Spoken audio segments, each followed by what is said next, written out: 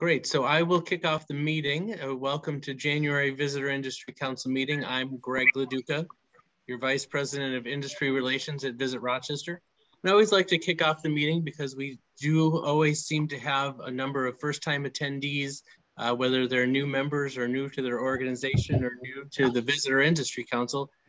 So just a reminder, the Visitor Industry Council is the working arm of the membership of Visit Rochester. And the goal of the Visitor Industry Council is to provide educational engagement and networking opportunities for our members. And it is run by a volunteer steering committee that's head up this year by Jessica Conley from the Hampton Inn in Henrietta. And so without further ado, I will turn it over to Jessica to start her first VIC meeting of the year. Thank you, Greg. Hi, everyone. I'm new, so go easy on me. I do have a couple of things to say. So first of all, welcome to the first VIC meeting of 2022. And thank you all for taking the time to join us for today's presentations and discussions. A couple of housekeeping items before we do get started. 30-second announcements will be held at the end of our meeting. Please direct message Elena with your 30-second announcement, and we'll be sure to review that towards the end. So we don't, make sure you do send it to Elena if you can, or at least throw it up in the chat so we can not miss you. And then please, please, please remember that we are recording today's meeting, so please smile, because we will want to see that later. I am very excited to be your MC per se for the day and just start making some magic. We've got a chock full agenda, so we're going to kick things off with our magical moment, which is formerly the spotlight. I had to change that to coincide with my theme. And it is my protege and my left hand, Trista Teed, who is my sales coordinator at the Hampton Inn and Suites here in Henrietta. So I'm going to literally slide you over to Trista. Dramatic effect there. Slide. Hi everyone, I'm Trista, as Jessica introduced me as her left hand, as I've been for the past 2 years, I'd say. I've been at the property for just about 6 years. It's my first ever hotel job. I've done a lot of work in hospitality, and I really clung to the hotel industry and have really made it into my own. And that's a huge thank you to Jess for seeing that potential in me with how I like to spin things. I started out at the front desk and quickly my management company saw the potential I had, and I was promoted into an operations position where they quickly saw that I didn't do well in accounting per se, but I was really good at people, and Jessica saw that and ran with it. And she not only ran with it, she let me run with it. And to have somebody put that much faith in someone who has no experience in the hotel industry is huge and extremely empowering to me. So I've really kind of created my own way in the sales world, and it's opened a lot of doors for me, including being a part of VIC, which is absolutely wonderful. So essentially, I made my own magic by taking Trista, seeing that she had potential and eager to learn. And she has been one of my success stories.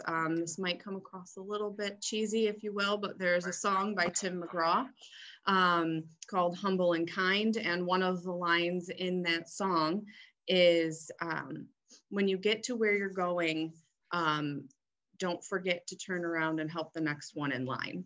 And that's kind of a mantra that I like to live by. So yeah, that's pretty much a magic moment. I know it's kind of a little bit of a new spin on things, but Any questions or anything like that?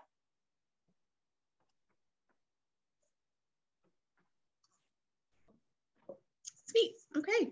Well, Trista, thank you very much for saying your piece. I appreciate you and all that you do for me at the hotel and your support and everything. So we are going to move forward into our main guest speaker.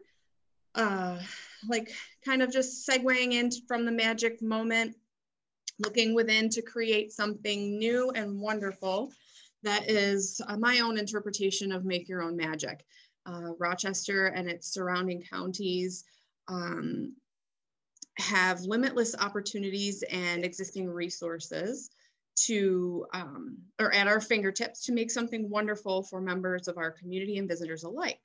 Our guest speaker for today knows firsthand what amazing things are developing in Rochester, and I cannot wait for you to all hear about it.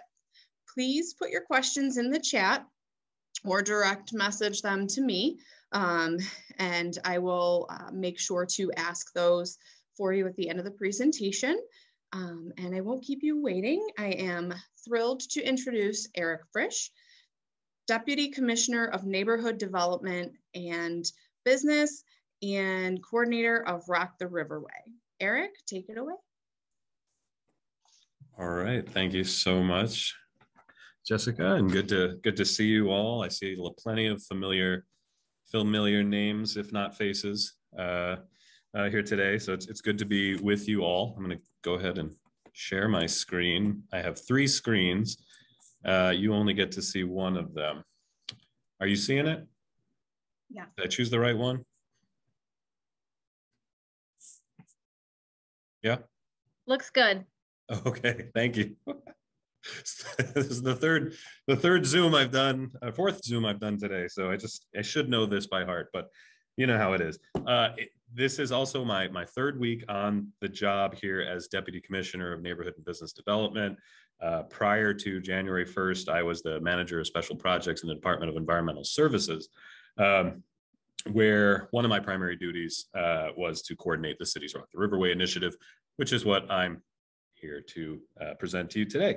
I'm sure some of you have probably seen this presentation, or at least seen or heard me speak on the topic. I'm happy to entertain questions, but I got a lot to go through, so maybe we'll hold those to the end. I think that probably makes the most sense.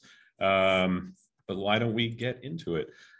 So for those who aren't familiar with Rochester, or well, I assume you all are if you're involved in this group, and that's great. Obviously, the Genesee River is the primary north-south axis of the city of Rochester. It is our primary natural resource, and we really do owe our entire existence to the river and as well to the Erie Canal. The power of the Genesee River powered those early mills that gave rise to America's first boomtown. But because of that, it also was never viewed as a beautiful asset, as a natural aesthetic place to be. And so, as you can see on some of these pictures, we built this city turning our backs to the river, not unlike a lot of other older industrial cities, but to the point of even building buildings on the Main Street Bridge crossing over the river, so that you would never actually see the river as you went through downtown. And you can see those pictures here today. And some other pictures showing the state in which we treated the riverfront, even as the city grew into the 20th century. And beyond. You can see how the industrial might of the High Falls contributed to such employment growth, but also not a place that you really would want to stick around and spend a lot of time in if you weren't working in the various mills and industries. So, but of course, times change and places evolve. A city is a living and breathing thing, and so as the city changed, so does our opportunity and our relationship with the river. And so, rather than continuing to turn our back to the river, we should be embracing that, and that really is what Roc the Riverway is all about. It's about bringing our attention to this wonderful asset that we often take for granted. Roc the Riverway is a collection of plans and projects that seeks to bring current and planned investments together by looking at those spaces in between, so that nothing is done in a vacuum. Everything is done coordinated.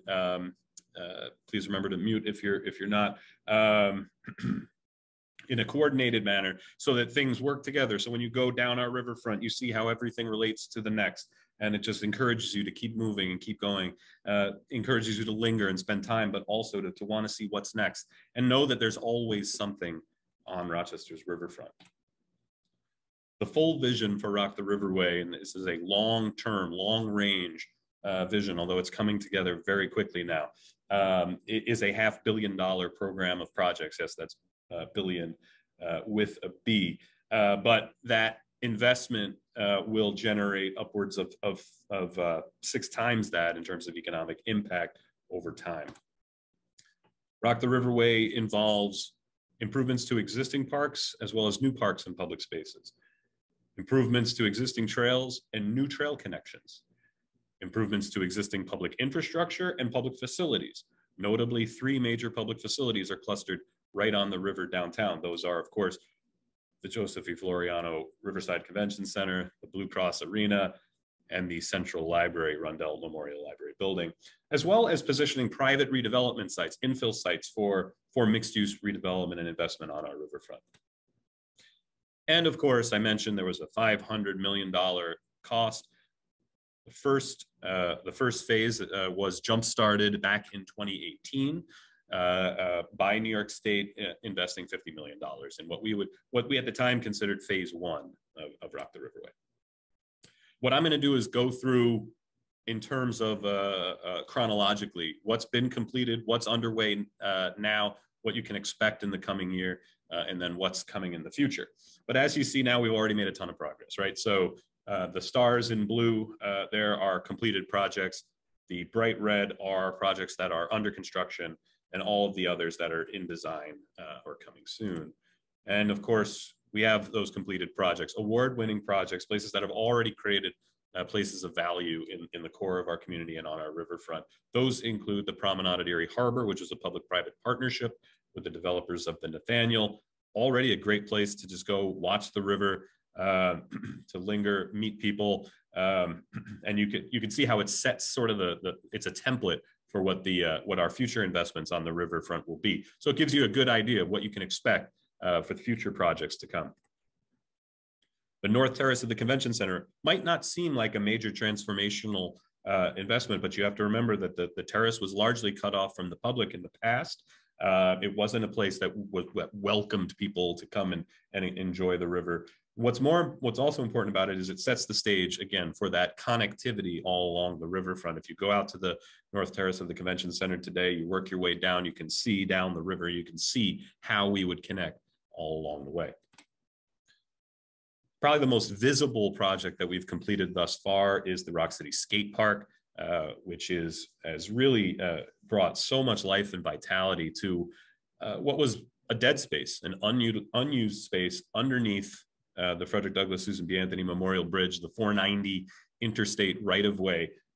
It was basically just fenced off, unused property. And what we've done is created the largest skate park in our region. It attracts, maybe not today unless you bring a snowboard, but it attracts thousands of people a day who are on all walks of life. We're talking parents with their young ones who are just starting to learn, all the way to experienced, I don't want to say professionals, maybe there's some professionals out there, but really incredible stuff. Skaters, BMXers, rollerbladers, etc. And it's right on the trail. So it's right part of the community's riverfront trail network. So successful, actually, that we've already started working on designs for phases 2 and 3 of the skate park to enlarge it, bring more activity, more life, more opportunity for events and programming. We have, if you've been to the Blue Cross Arena to see an Amerks or Nighthawks game this season, you'll know that there have been a lot of upgrades inside the arena, as well as on the Exchange Boulevard side. Really excited about improving the visitor experience here, also improving the experience for our teams. Projects that are under construction: Rundell Library North Terrace. It's been under construction for a while. This is the north side of the historic Rundell Memorial Library building, which really was a surface parking lot for as long as I can remember, but it's a bridge. It's built on top of the former Erie Canal and subway tunnel. That bridge needed significant structural work. So we took that opportunity to rethink what that space is. And so now, instead of a surface parking lot, it's a new public space that's going to have a new overlook of the river, new lighting and landscaping, and a grand piece of public art to welcome you into this space. Here's some pictures from earlier this summer of what construction was like at the time. This project should be wrapped up by late spring, early summer. Charles Carroll Plaza and the Sister Cities Bridge is the largest investment in phase 1 of Roc the Riverway. If you're familiar with downtown, you know that this area is what was once known as historic Front Street. That was all part of a major urban renewal project in the 60s that replaced a warehouse district that was deteriorating, but replaced it with a hardscaped public space that then became an unloved and unwelcoming space over time that was definitely needed a lot of tender loving care, as well as it was characterized by a lot of stairs, meaning it was inaccessible for trail users or mobility impaired community members. It had a lot of weird hiding places that made you feel unsafe. It wasn't super well lit. So we're taking advantage of all of this, investment to rethink this plaza. And so one of the things we want to do is make sure that it's part of the trail system. You can easily bike or wheel through this space. In fact, even on the Sister Cities Bridge, which is a pedestrian bridge, but it had stairs at either end. So you could not easily bike or push a stroller across the river here. And so what we've done is actually created a flyover ramp that you see in this rendering here on the west side, and then ramped up on the other side, so that you can easily and seamlessly connect through this space. And you can see some of the initial investments, the new river railing and some new lighting schemes. And phase 2 is now underway. Phase 2 is the actual park space, greening it. It's built on top of the Genesee Crossroads garage, so think of it as a large green roof. And again, taking away those hiding spaces, those large concrete blocks that just really did not make you want to stay in that space, and replacing it with something that's much more open, much more green, and much more welcoming. If you've been out to the West River Wall of the Genesee, south of Cornhill Landing and north of Ford Street, you can see the transformation that's taken place there. What was once a crumbling flood control wall has been, and you can see that on the left, where you could be on the river trail but not know you're next to the river because that wall was there. It was overgrown with vegetation. We have redefined that experience, where we still have the flood protection, but we've done that through earthen berms, where the trail is on top of. So the trail now, if you're on the trail, you see the river at all times. There are places where you can actually get down right next to the river. And there's a new plaza that's going to be built right in the middle. If you're familiar with the Cornhill neighborhood, you've been down Exchange Boulevard, you know that we have created a new raised table intersection at Fitzhugh Place. That is what's shown here in this rendering. The rendering is a little outdated because we've now finalized plans for a great new sculpture at this public space. And again, this is about reconnecting the neighborhood with the river, creating new experiences and new reasons to come down to our riverfront. And here's just a picture, I think this was from early November, that you can see some of that transformation taking hold. We've got the next phase of our Main Street Streetscape project, which crosses over the river. That's why I mentioned it in this presentation. Brings that palette that exists on the east side of downtown across the river, creating new opportunities for benches and USB charging stations and planters and wayfinding kiosks, new bus shelters and bike lanes on Main Street. Running Track Bridge, this is one of the smaller projects. The Running Track Bridge is an abandoned railroad bridge north of Smith Street. So if you're on the Smith Street Bridge, the Bausch Bridge, and you look north, you will see this. Most people don't even know it's there. But this abandoned rail bridge we have visions of turning this into a trail connection that will directly connect the El Camino Trail with the Riverway Trail, providing seamless connections for residents in Northeast Rochester to the rest of the riverfront, as well as paving the way for investments on the west side of the river, which right now is very underutilized due to a lack of public access and visibility.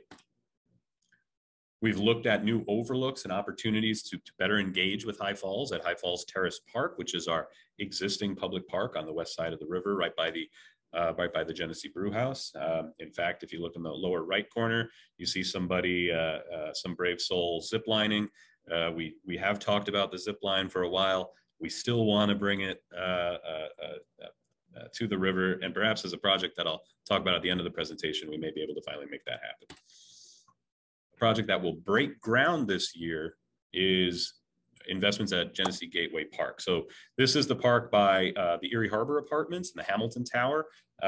It's host to the Southwest Farmers Market. You may know it from that, but again, it's one of those spaces that needs investment, and we are bringing that. So it's got some well-used basketball courts. We're reconstructing those, relocating them, and keeping that asset. We're also creating a great new playground here, which is one of our best playgrounds that you'll find on our urban riverfront. And what we're also doing that's really interesting is cutting into the river wall so that you can bring your kayaks down and get into the river at this location. We know that people are already doing that. We want to have more of it, more of that activity, because it's not just, Roc the Riverway is not just about bringing people to the river, it's getting people in the water safely and where they can. And there's just a close-up of that space. So again, that'll break ground in just a matter of months. Also breaking ground in just a matter of months, the investments up at High Falls Terrace Park, like I mentioned before. If you've been to the brew house, you know that there's this walkway right next to an abandoned rail line, right on the river gorge edge. It's bumpy, it's narrow, it's not very welcoming. The city did purchase that abandoned railroad right away, and so we're going to build a standard high quality section of trail right here that we're calling the Brewery Line Trail that will connect to the overlook that exists today, and really investments in the park as well and better connections through the park into St. Paul Street.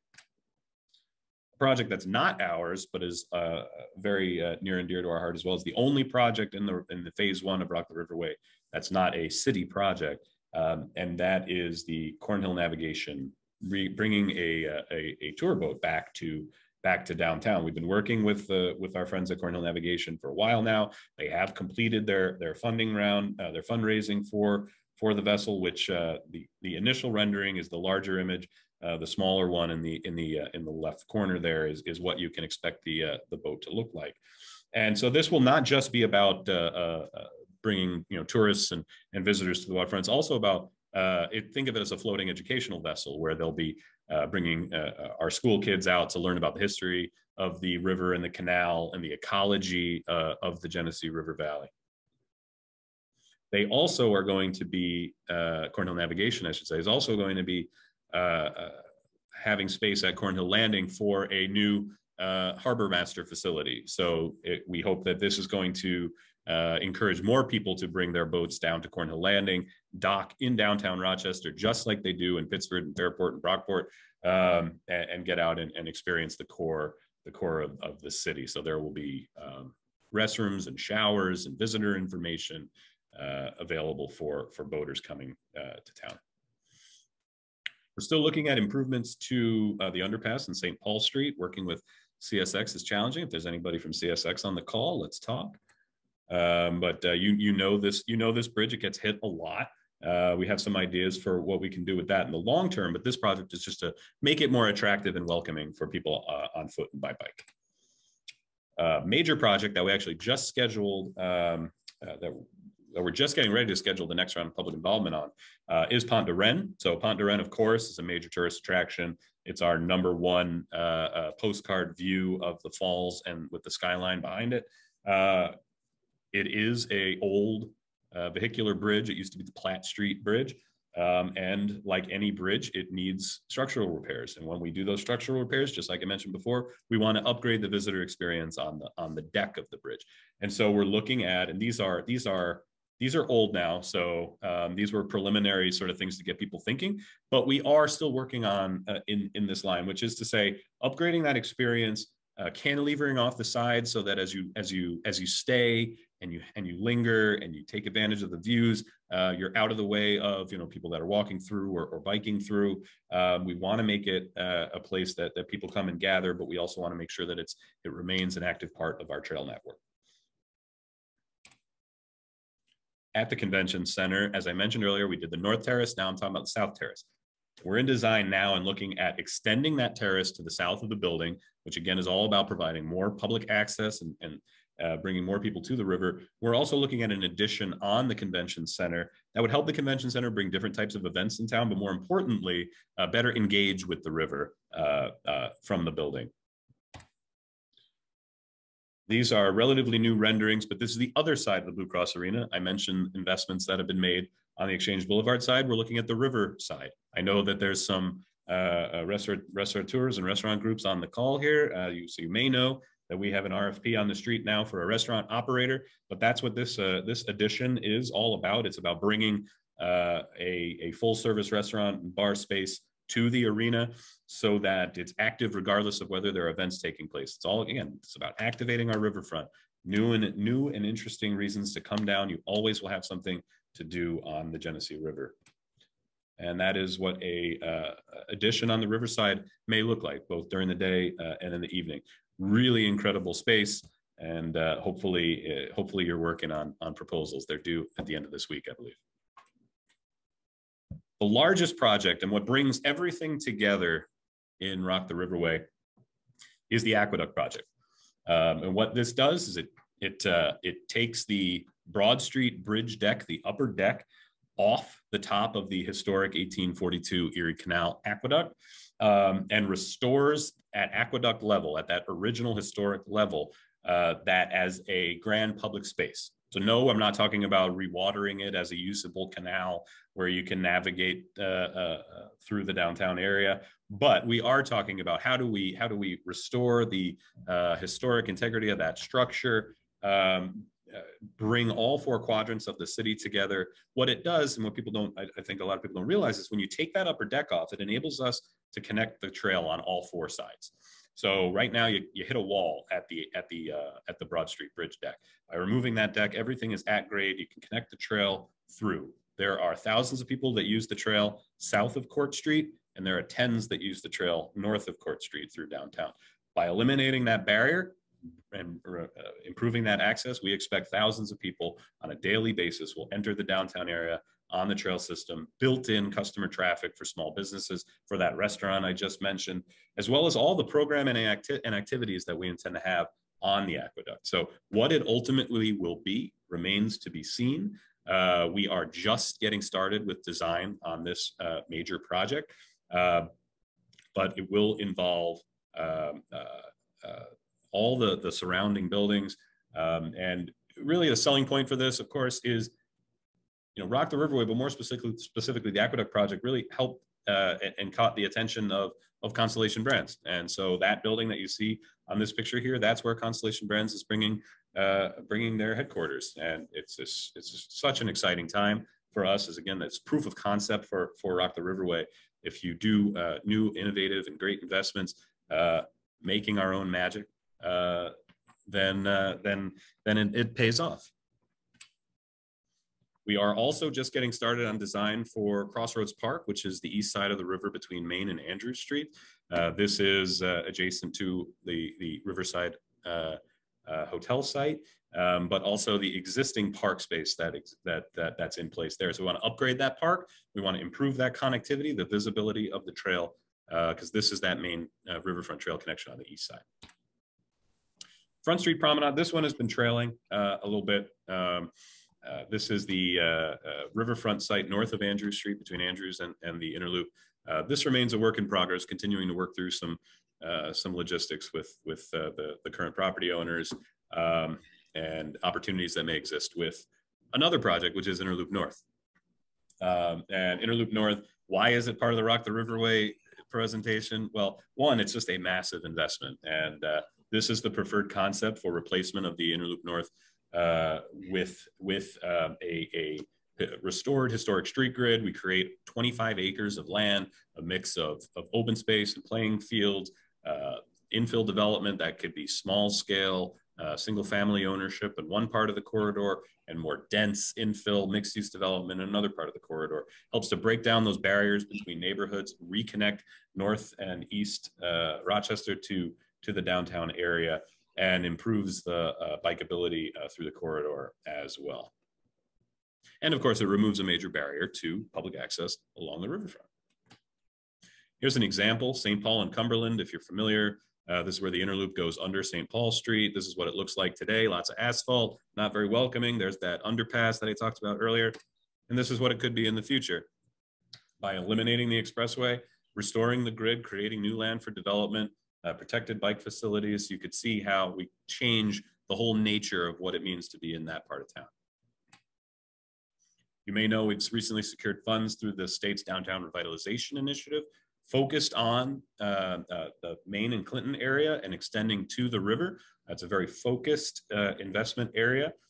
We are just about to get started on the planning phase for that, with lots of great opportunities. I know that that's very important to those of you in this industry who look at that block and know what that means for the visitor impressions of Rochester and the entire region as a result. We're excited about the opportunities here. We think we're finally going to turn around that block of downtown.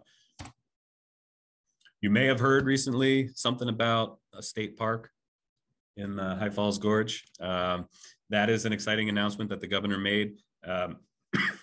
When we were planning Roc the Riverway, we thought that was a long-term dream, but dreams do come true. And it's very exciting to see the state make this official, that they want to make that investment. State parks attract people, no doubt about it.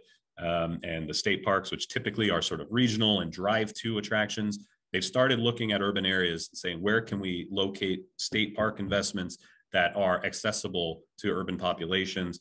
This is going to be really transformational investment. Transformational is an overused term. I probably said it 10 times. It really is really amazing. People that have looked at that river gorge and wanted to get down there, you'll soon be able to.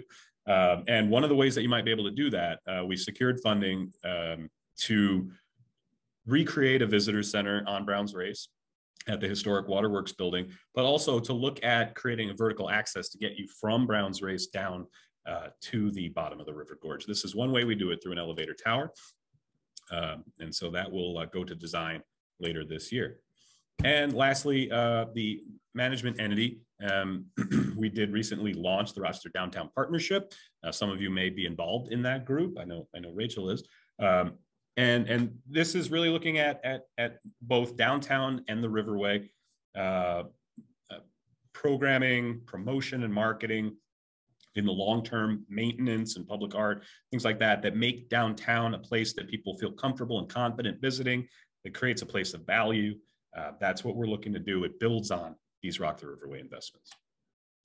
That is my presentation.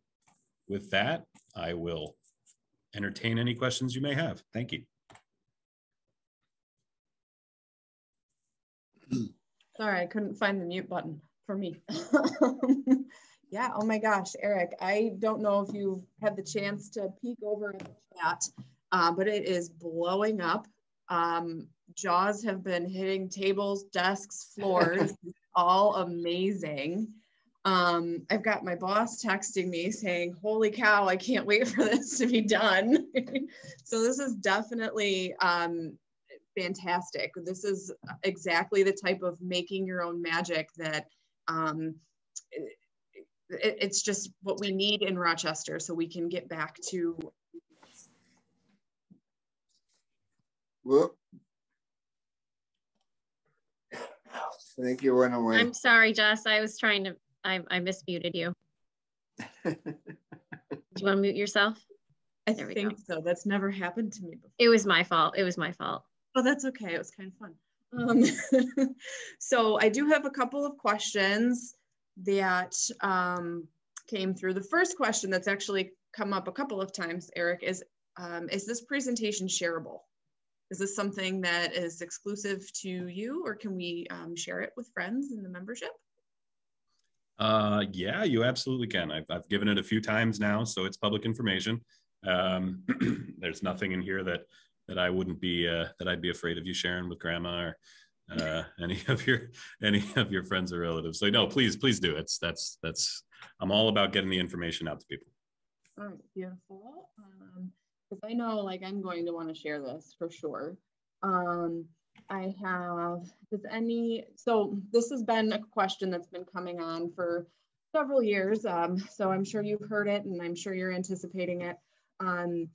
Does Roc the Riverway have any ideas or plans to do anything with the Riverside Hotel, or any insight on that and the plans for that?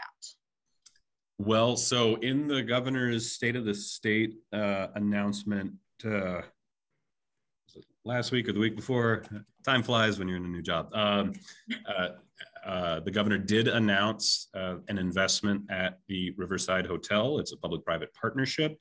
I don't have all the details that I can share, but it does involve the convention center expanding into the hotel. So rather than an expansion to the south of the convention center building, the convention center would actually take over the second floor of the hotel as part of a mixed-use renovation of the hotel.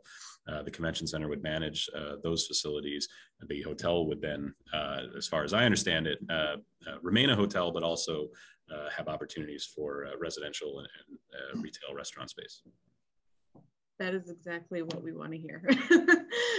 So thank you. Hopefully those plans stay solid and move forward eventually. Kind of segueing into a question that I had. I know phase 1 is in the works. How solid are the plans for phases 2 and 3? Is there any opportunity for them to shift away from those original plans, or are they pretty solid? Was that for the skate park? Just phase 2 and 3 in general of the overall Roc the Riverway. Of Roc the Riverway. So as the governor deemed it or termed it during the State of the State that this is phase 2, think of, so the announcement of the investment in the state park, the announcement of the investment in the Riverside Hotel, some of the other investments, including the state's support for the Aqueduct Project. Think of that as phase 2. We definitely have a lot more investments to come. I think, it took going on, I guess, 4 years to go from the phase 1 investment to this announcement. So we're certainly hopeful that as we continue to complete projects and build this momentum, that we'll continue to see those investments come. If you go to the city's website, cityofrochester.gov/Roc the Riverway, you can see the full plan. So a lot of what you've seen is focused on phase 1. And now, to some extent, you're going to start seeing more about phase 2. But the whole plan involves projects from the University of Rochester, roughly all the way up to the Running Track Bridge, which is, again, north of Smith Street. So there's a lot of other things to plug in. And so we're going to continue to make those investments. But there are definitely opportunities to come up with new ones. Absolutely. We initially did not have a elevator tower at the accessed off of Brown's Race in the initial vision. That was a new one. And so certainly if there are ideas that are out there, please feel free to share, and I'm happy to plug them into the group. I should note that I am, because of my new role, although I'll still obviously be involved in Roc the Riverway in a different capacity, there will be a new coordinator will be taking the reins going forward. So next time you see a presentation, it might not be me. Well, your presentation was lovely, so you set the bar very high. I think we have one more question. It just ran away. My chat ran away. Hang on. Oh, yes. Any winter activities planned, like anything in the infrastructure that would be geared towards winter time or multi-season? Well, it's definitely one of the challenges we have with activating some of the major spaces, right, is making sure that these are places that people want to come regardless of the weather. So, as we look at, I guess the short answer is I don't have anything specific I can point to that says this is a winter focused investment. However, there's no doubt about it that as we are in the design for the Aqueduct Project, for instance, we will be looking at what do we do to keep this a place that people want to go regardless of the time of year. We have some great successes. If the folks involved with Holiday Village are on the call. You know, that's a great example of providing something unique and different of value. People will come. We want to make similar sort of investments. So there's always a reason, again, for people to come to the riverfront. And I saw that there was one or two questions about, this is really focused on downtown. Are there anything else outside of the downtown area? Again, Roc the Riverway does extend from basically down by the university. So looking at the vacuum oil redevelopment area, which will maybe be a phase 3, all the way up to, say, Lower Falls Park is kind of that core urban riverfront that Roc the Riverway is focused on. And there's definitely more opportunities to come. Wonderful. Well, Eric, thank you so much. I think this was a fantastic way to kick off 2022 VIC, Make Your Own Magic. This is definitely magical. Your presentation was enlightening. Thank you for the willingness to share here and just share the presentation. If anyone has any other questions, feel free to email me or anyone on the steering committee and we can field them over to Eric. Eric, again, thank you for your time. This was awesome. Thank you very much. Talk to you all soon. That was a lot of fun. I'm just going to keep saying it because it really was. So next up, we have some information about our committees and task forces as presented by our own, the one, the only, the infamous Greg Leduca.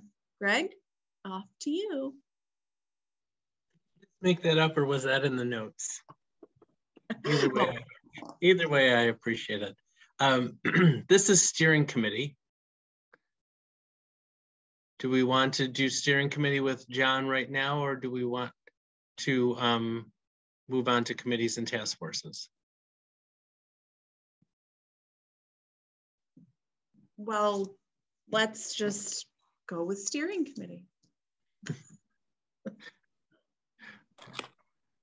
All right. Hello, everyone. I'm John Tassone, the vice chair of the 2022 steering committee and VIC. And as you can see here, our steering committee, the steering committee represents the 5 segments of Visit Rochester membership: sleep, see and do, eat and drink, community, and services. Steering committee's main focus is to shape each of our 12 VIC meetings, providing interesting content and engaging opportunities, like the great presentation we just saw. Our main responsibilities include attending the steering committee meetings at the 9 a.m. on the first Wednesday of each month, and also involvement and participation at the VIC meetings themselves. We would like to welcome our new members, Julia Pagano from Campus Rock, who will be representing the community segment, and also Heather Nolan from DeBellas, who's representing Eat and Drink. Next month, we have an opening in the See and Do segment. If you know anyone, or if you'd like to nominate yourself to be a member, please contact myself, Jessica, or Greg. The See and Do segment includes attractions and visitor destinations. Thanks, John. Thank you, thank you. Okay, Greg, do you want to go now? Sure, we'll roll right into committees and task forces. And so, again, for those that are new to our meetings, that are new to the Visitor Industry Council, a little bit of background.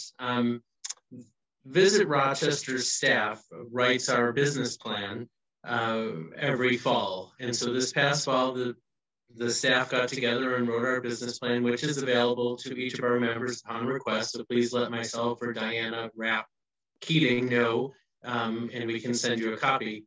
But I always say that these committees are born of the business plan. Committees and task forces are created to assist Visit Rochester staff members execute their jobs. And so you can see from the list on the screen, covers many different departments. And so what these have been put together this year with the idea that members can join one or more of these committees and assist Visit Rochester staff in forwarding our mission.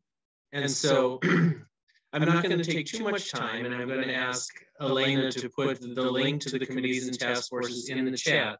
All members of Visit Rochester are welcome to join a committee or task force. And we have 90 folks on the call today. We will be forwarding this message through the VIC member forum on Facebook and your newsletter. So we'll continue to communicate this information, but it's open to you and any member of your staff that you think might be able to benefit from being involved with one or more of these committees. Each committee has a staff liaison, and it also has a volunteer committee chair from our membership. And at this point, some committees and task forces have committee chairs, and others, there are openings that you can see in the link as well. But my message to you today is what it entails. So committees and task forces run for a portion of the year. Committees will run the entire year. Task force is a period of time to finish a project, to take on a task and complete it. And so what we have this year is the VIC Leadership Committee, and that committee is put together, and the committee is made up of VIC past chair folks. And so their mission is going to be to communicate what it takes to be a leader within the Visitor Industry Council and also within our community. And we have some great resources available to us to bring you information and some programming on the topic of leadership. So keep your eye out for that. Local Contact Advisory Council will be chaired by Justin Cheshire, and that group looks to attract locals in our community to recommend meetings and events to meet in Rochester. And so that committee is open to everyone to join and be a part of. And basically what they'll do is they will look into our community and find different and creative ways to attract folks, educate them about Visit Rochester and the opportunities that the Sales and Events Department has to host meetings and conferences in Rochester. Events Enhancement Committee is for folks that are involved with special events. It is open for all members of Visit Rochester. And it does just what it says. Events in Rochester, everything from meetings and conferences, youth sporting events. This is an opportunity for the committee to be creative and bring something to the meeting or conference to entice and excite attendees about their experience in Rochester. And it can be done in different ways. The last one that I can remember was just a month and a half ago, where the committee brought a photo booth to a youth sporting event and engaged with attendees there. But they're looking for new creative folks to be a part of that.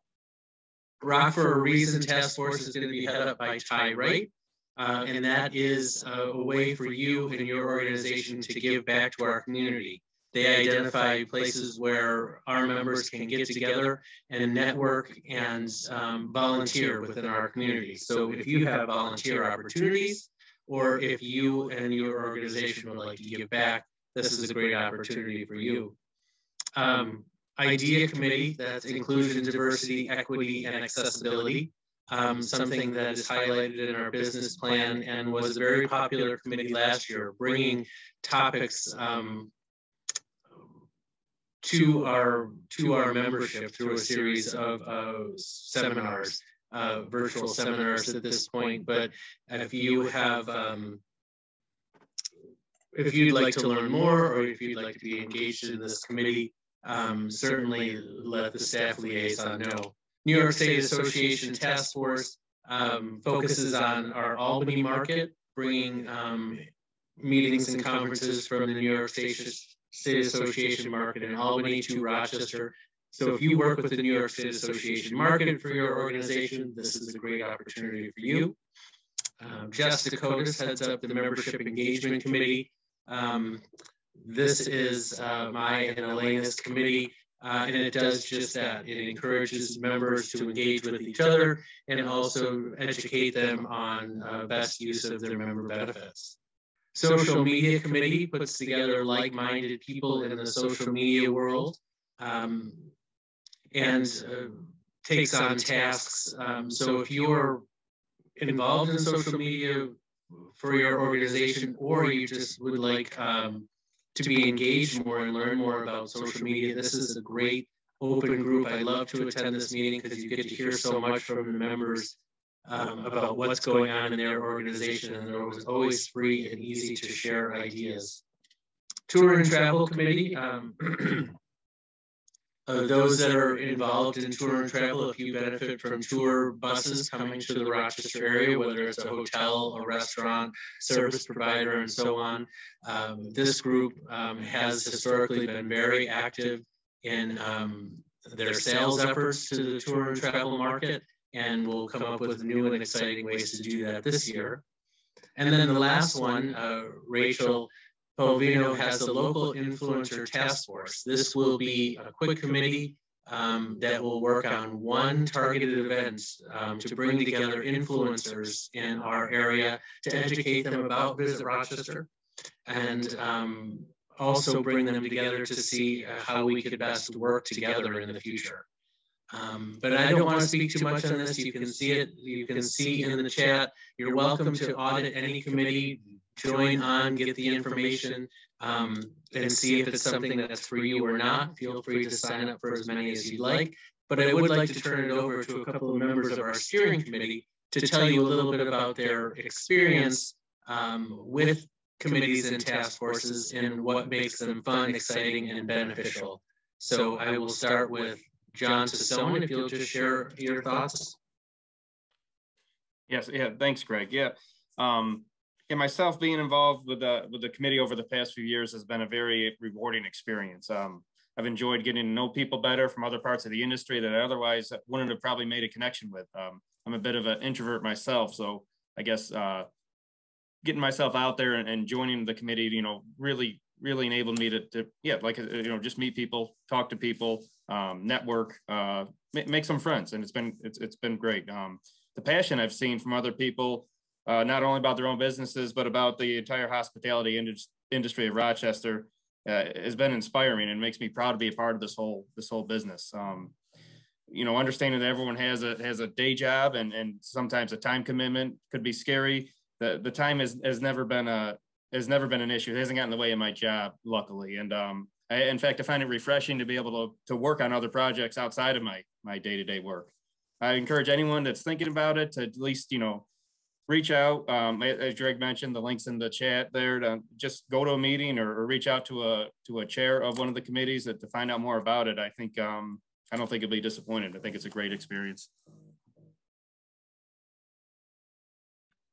And I'd also like to invite Jess Dakotas, if you have a minute to share your experience with committees and task forces.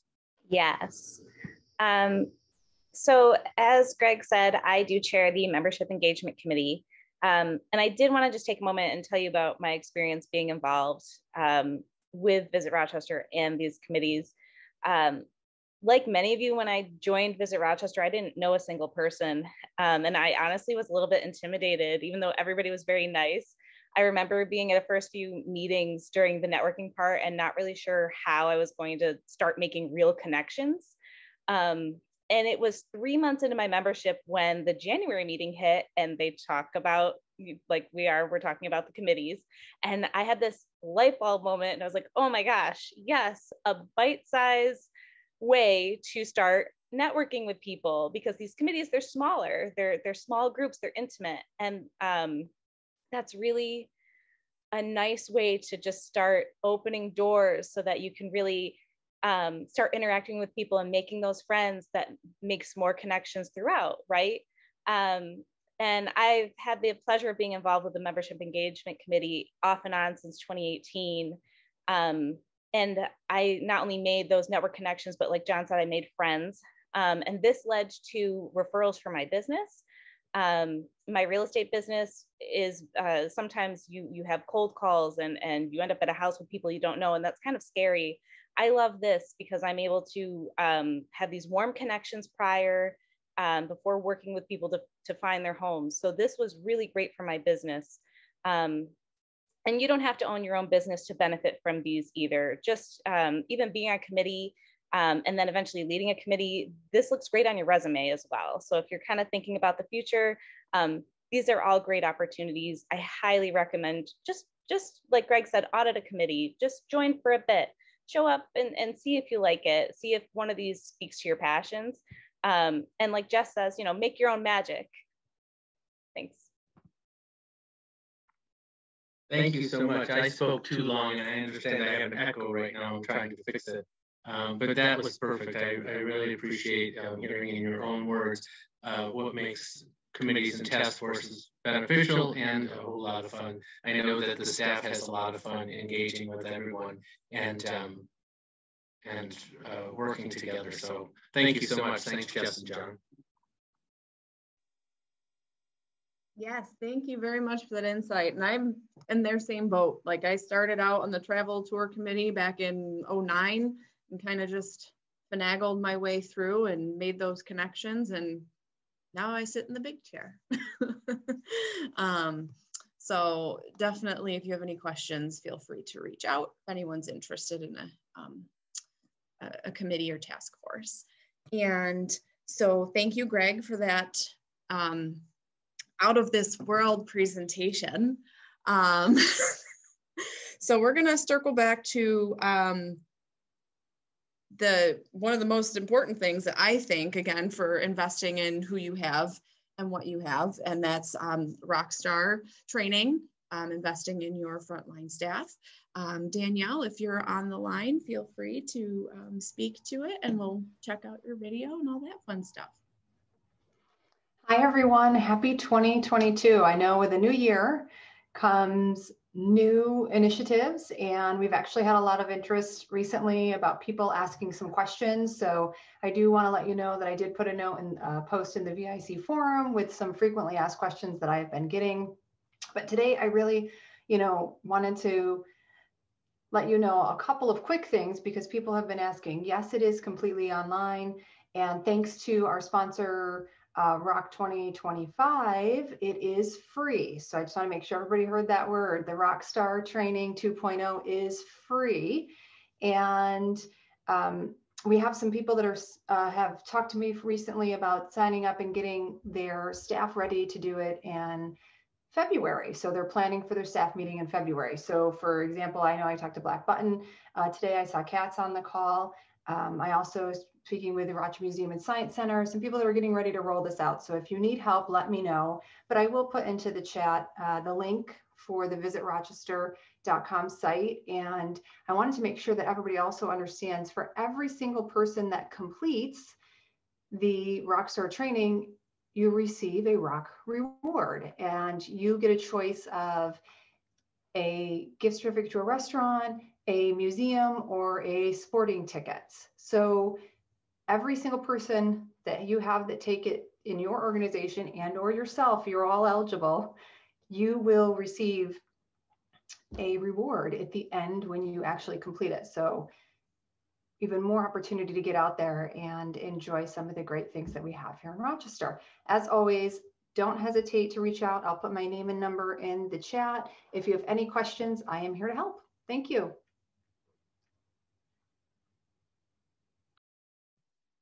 Thank you, Danielle. I'm really slow at unmuting myself.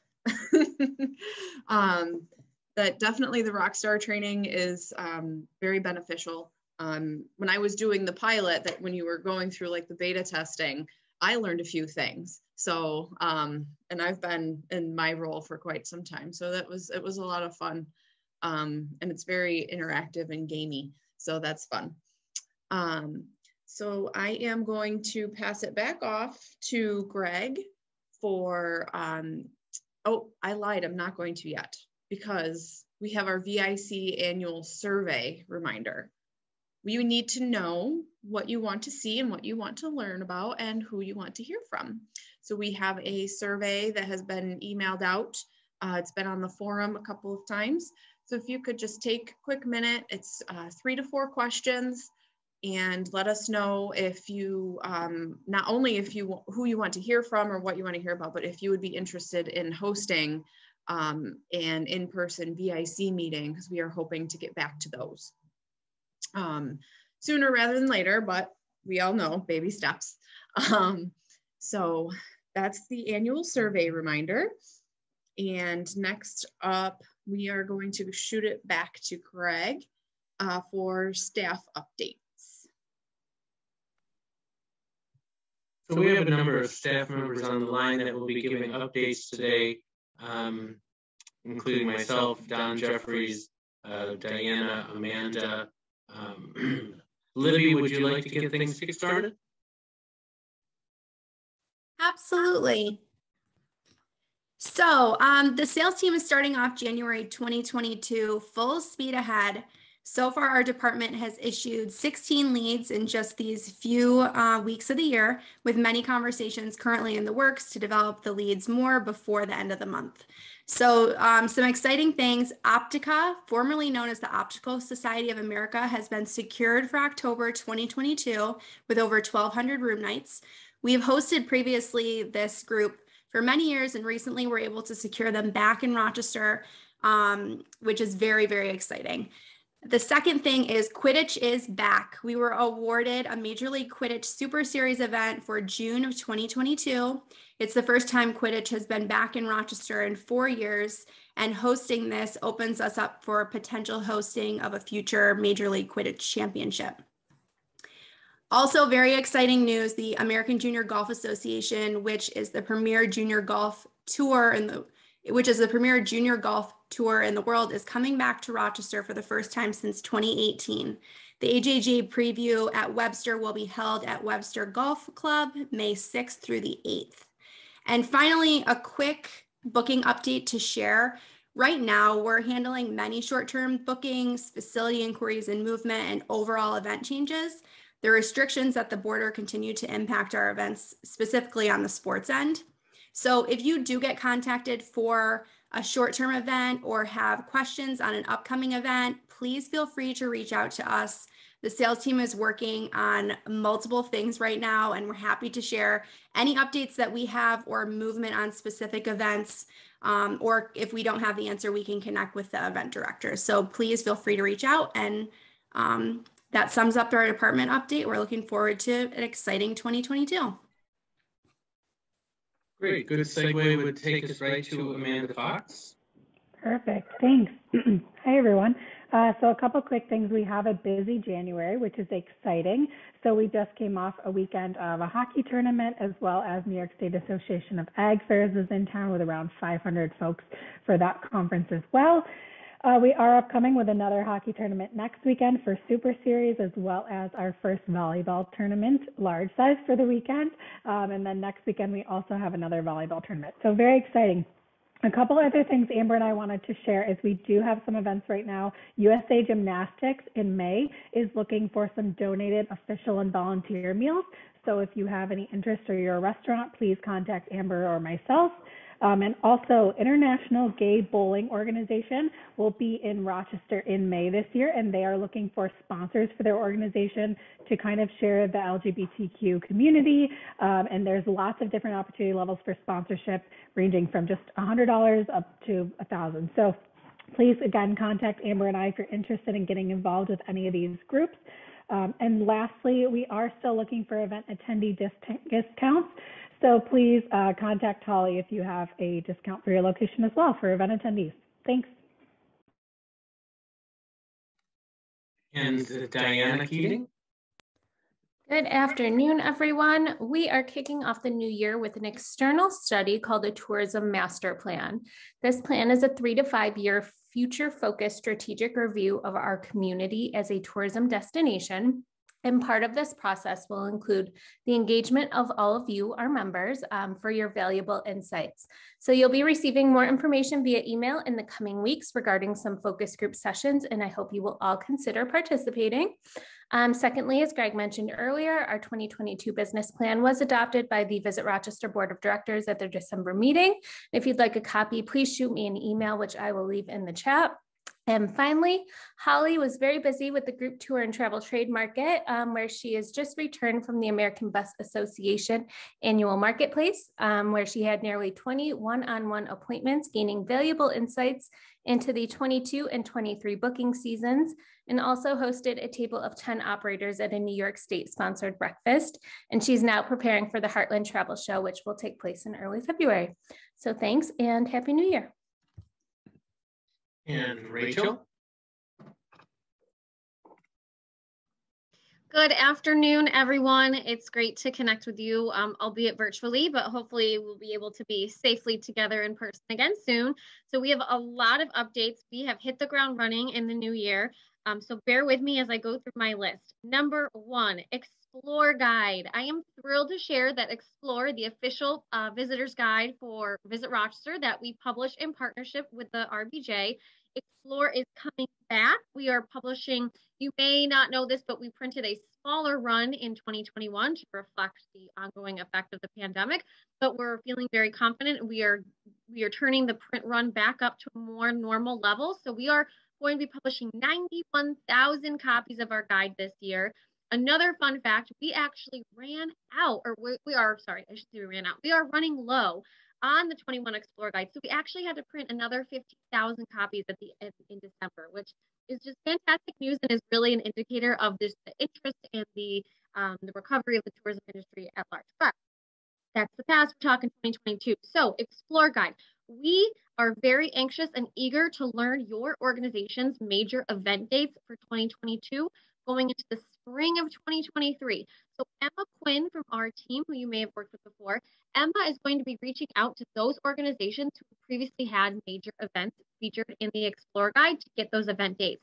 At the same time, if you have a big event that you think should be included in the Explore Guide this year, reminder, it has to be suitable for visitors and something of pretty decent significance, but send us a note. We would love to learn more. So we are actually collecting those event dates. You'll also be hopefully seeing and hearing more from both our team as well as the sales team at the Rochester Business Journal on opportunities to have a presence in the print piece this year through advertising. So more to come there, but please start thinking ahead. We'd love to have you be included, and we're just so excited to be able to get back to a more normal quantity and publication date for the guide. It is going to be published at the end of April, so we'll have it in time for festival season. So that's everything with Explore. Number 2, and it's appropriate for the number 2 because I'm here today to also talk about the Bicentennial of Monroe County.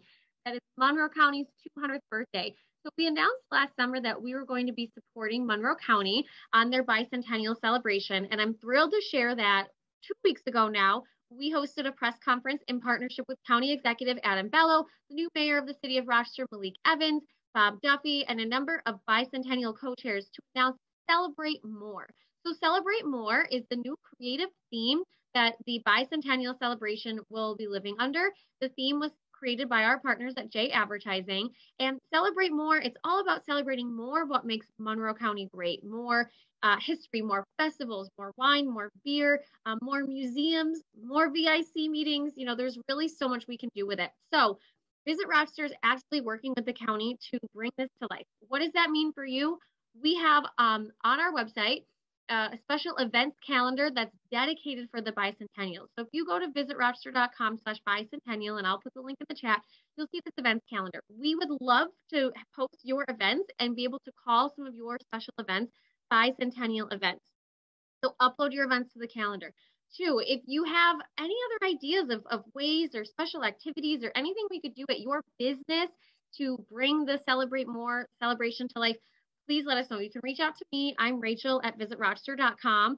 And we want to brainstorm with you, get creative with you, and how we can really maximize this celebration over the year ahead.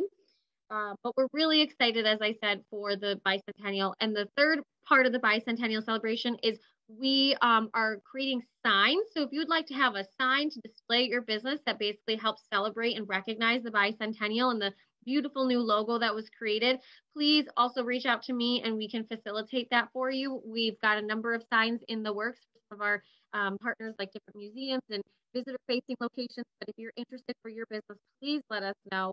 And then lastly, if you are interested in being a sponsor of Celebrate More and some of the new events that we're trying to bring to our community in the year ahead, contact us and we will connect you with the folks over at J Advertising or helping to raise some funds for some new events that we are proposing for the year ahead. So that's the Bicentennial. Number 3, Brave Women Winter. We are also a partner in a campaign called Brave Women Winter FLX. It's a partnership between Monroe County, that's us, Seneca County, Ontario County, and Cayuga County. And it's all about attracting visitors to the Finger Lakes region in the winter months, all while celebrating the many women of the past and women of the present who make this a great place to call home and to visit. So I'll be posting more information about this on the forum, but we're basically just looking for women-owned businesses who might like to be highlighted as part of this campaign. And there's also a virtual 100K. It kicked off January 1st, goes through March 31st, and you can do it from anywhere. But the idea is to get out into the region, whether you're walking or hiking or skiing, sledding, and to get 100 kilometers on your own over the next 3 months. So more information on that. Blogs, they are our content engine for visitrochester.com is firing full steam ahead. So we are actively seeking information and events for Valentine's Day, February break, and St. Patrick's Day. It'll be here before you know it. So if there's anything or updates you have to share, you can send them to myself. Or last but certainly not least, I'm thrilled to introduce to you the newest member of our team. Regan Wagner has joined Visit Rochester as our digital communications specialist. So Regan is the new voice behind our Visit Rochester social channels. She's managing our website. We've already got her very busy, but she is an awesome addition to our team. She's hit the ground running. She is a Rochester enthusiast like the rest of us. So anytime you have a question regarding blog content or social or anything, reach out to myself or Regan. She's REGANW at visitrochester.com. And I can't wait for everybody to meet her in person sometime soon. And Regan, if your camera's on, be sure to give a little wave to the folks watching at home. And I think those are all of my updates for today. Thank you for your time, everyone. Thanks, Rachel. Next on our list is Don Jeffries, our president.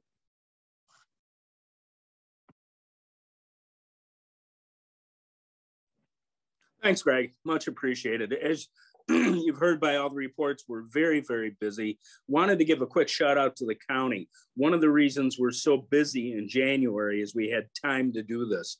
Our counterparts in other parts of the state, their funding was cut during the pandemic. And now they're trying to hire people. They're trying to get their staffs back together. And we hit the ground running. And it's showing in the many bookings. As Libby talked about the hockey bookings, just so you know, that Riverside Hotel project is moving forward.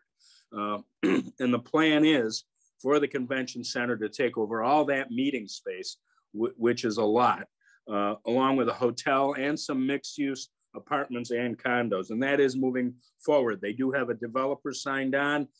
There is state, local money, city money and county money in that. We talked about the master plan. That's a master plan about our destination. It's not an internal master plan about Visit Rochester. It's about the destination and what else can we do.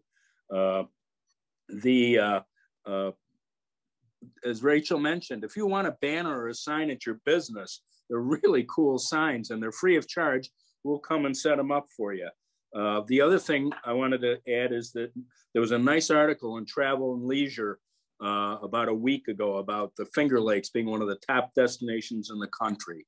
And I just want to thank the staff at Visit Rochester and our board of directors for all their support that makes 2022 going to be a very good year for us. Thank you. And I just got a question in the chat. Is there a timeline on that? Well, the money's just been appropriated, so they're doing the developing. They're looking at the meeting space now, coming up with drawings. So it's in motion.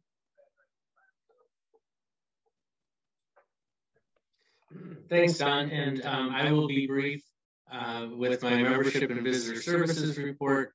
Membership continues to grow here in 2022. I have new members to welcome, and hopefully you will visit and engage the Acorn Exchange, Bite, another new restaurant concept downtown, Half Pint, Murphy's Law, and Magpie are all members of Visit Rochester. Flower City Union, our new outdoor soccer team, our new members of Visit Rochester. More to come on that this spring, and also Travel Desk. And I would just like to request, if you are a new member or if you are a first-time attendee to a VIC meeting, please introduce yourself in the chat. Tell us who you are, where you're from, maybe your contact information. When we get back to in-person, that is one thing that we pride ourselves on, is the engagement and networking.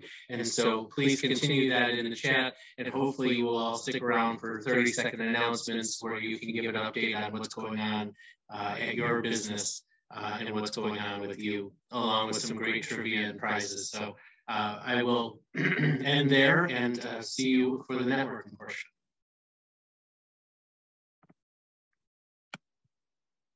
Thanks.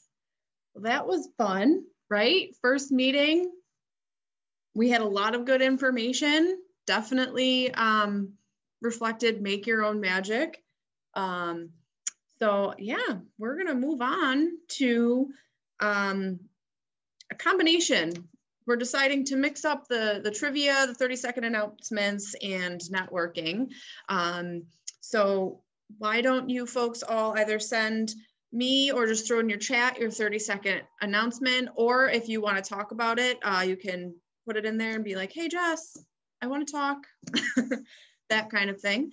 We have a couple already that came through. Cat Ball, are you on still? No? Okay. Kim Osir, you said you would like to share?